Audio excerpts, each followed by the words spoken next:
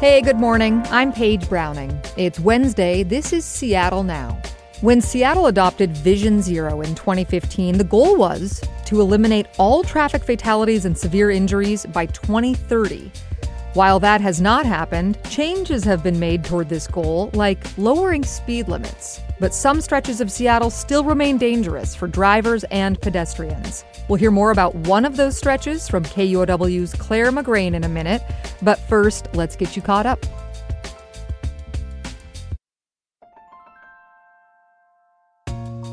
Your water bill could be going up in the years to come. Seattle Public Utilities wants to increase water rates by 4.3% for 3 years in a row beginning in 2027. Today, the City Council's Utility Committee will vote on the rate increase. They'll also vote on expanding SPU's Emergency Assistance Program for low-income families. A Seattle restaurant owner's been ordered to pay $1.4 million to settle a tax fraud case. Rory McCormick, who owns Single Shot Kitchen and Saloon, admitted to withholding taxes from his employees' paychecks but not paying the IRS. According to the Seattle Times, the plea agreement came after McCormick was charged with tax fraud last week. He'll be sentenced in October and faces up to 5 years in prison. And a new traveling exhibit features original founding-era documents from the National Archives, and that arrives in Seattle this week at MoHI. Beginning Thursday, you can see an original engraving of the Declaration of Independence, the Treaty of Paris, and a secret printing of the Constitution in draft form, among other documents. It'll be on display through August 16th, and the exhibit's free, but you do have to reserve a ticket through the museum. We'll be back with more headlines on tonight's episode of Seattle Now. Do speed limits work? Do they work to reduce serious traffic injuries or deaths at least? It's been more than a decade since Seattle adopted Vision Zero as a way to increase safety on its roads. And one change it brought was a reduction in speed limits to 25 miles per hour on major arterials. It got lowered on Martin Luther King Jr. Way in 2020. But that continues to be one of the most dangerous roads in the city for crashes and traffic fatalities.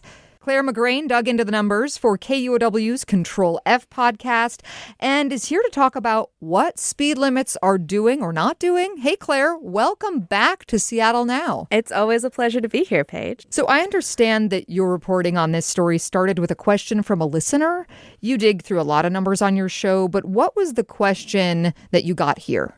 Yes, this question came from a listener named Maurice, and he wanted to know where speed limits come from, like what shaped them, how did they become part of our lives, and also how would we do them better in an ideal world. He is in a situation that's probably familiar to a lot of us, where he lives close to a busy arterial street, where lots of people are moving in and out of the city on their commutes. But Maurice is not a driver. He mostly walks and takes public transit.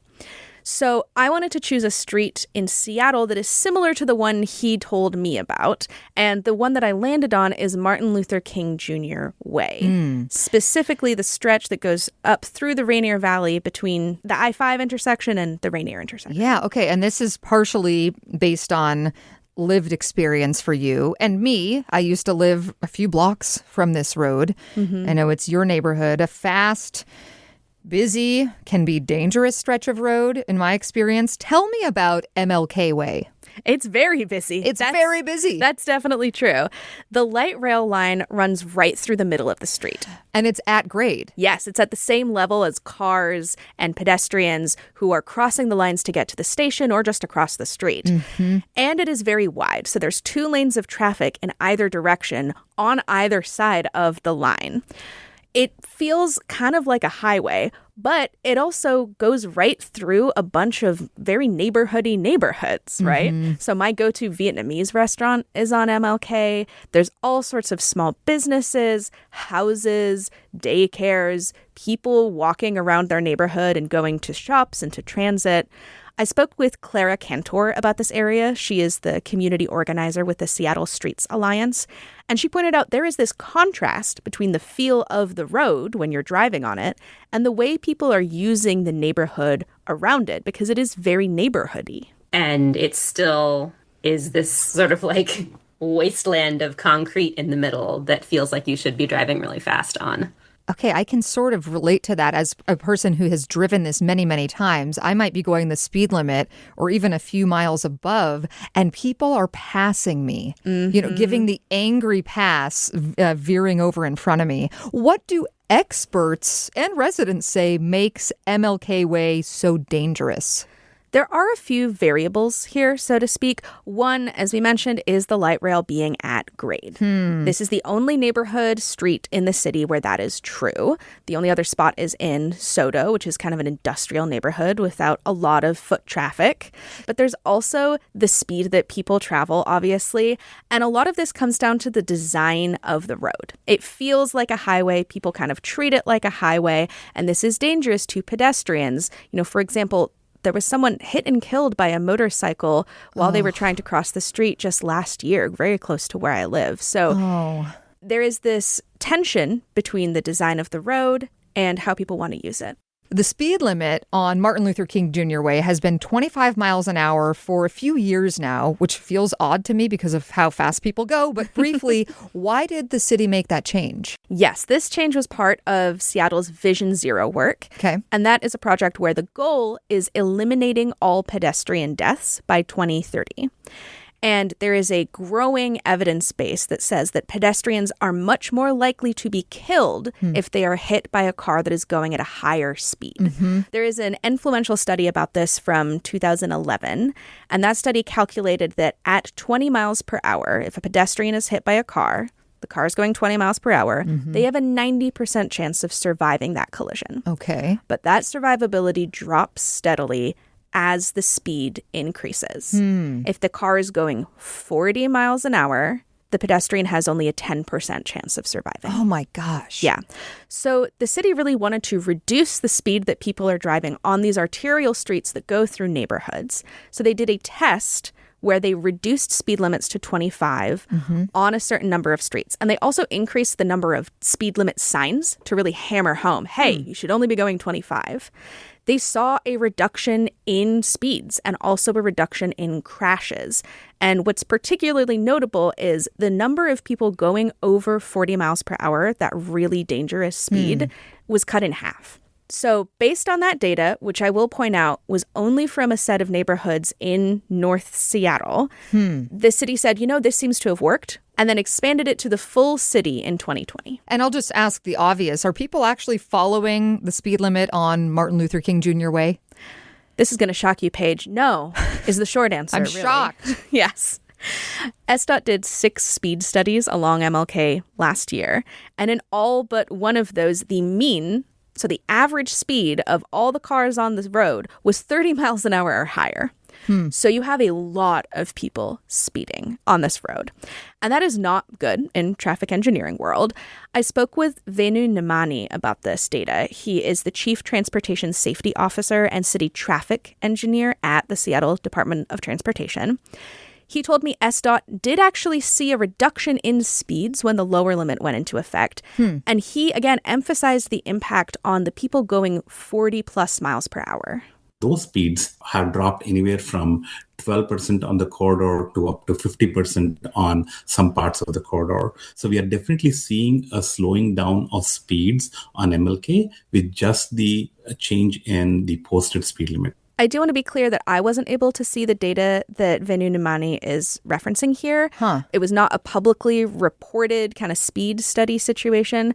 So, according to SDOT, people are likely driving slower. The problem is just they're not driving at 25 miles per hour or even close to it in some areas. I'm hearing a real emphasis on people driving 40 miles per hour or higher.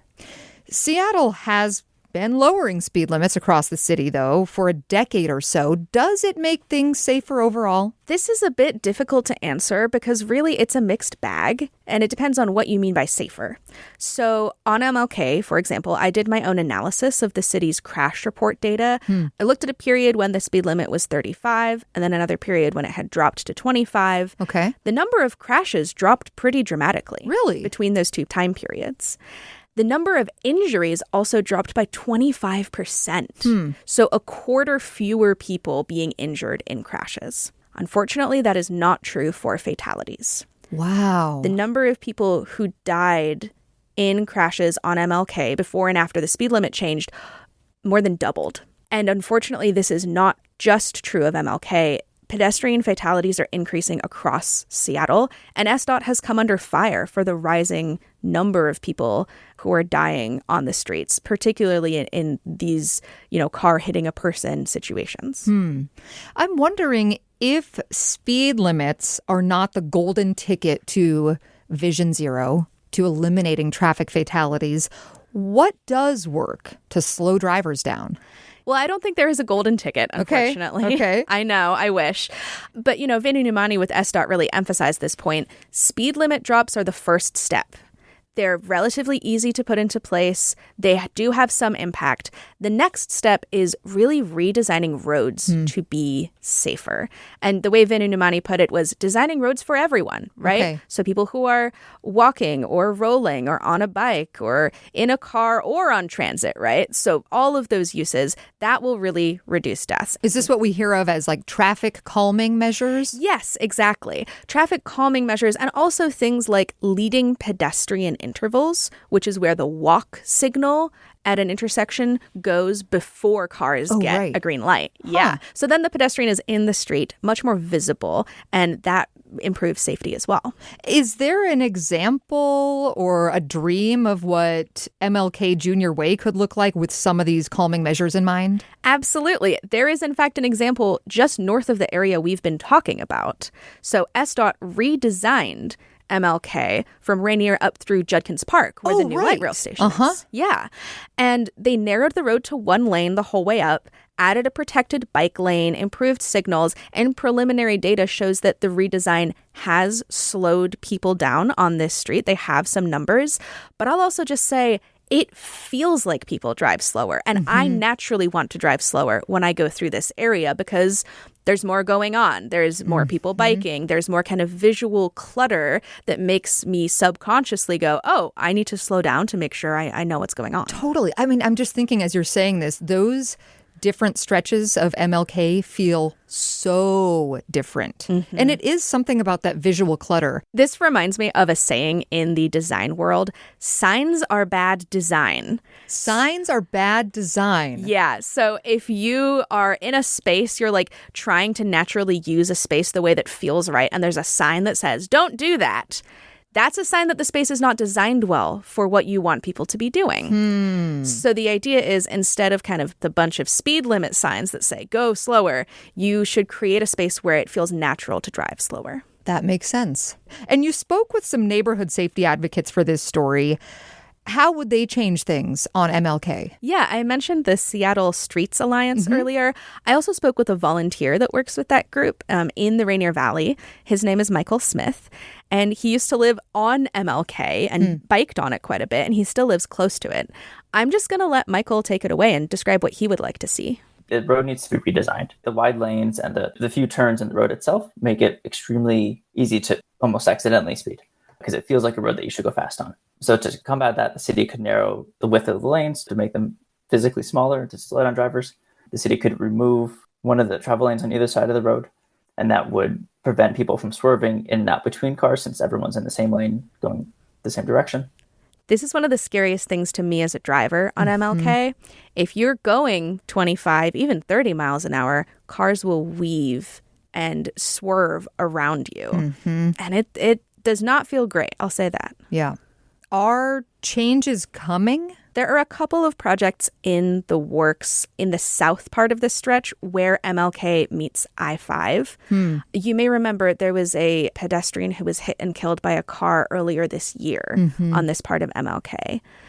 Venu Numani told me SDOT is going to install what are called feedback signs, the speed limit signs that flash how fast you're going. Oh, yeah. back at you. These always scare me. Yeah.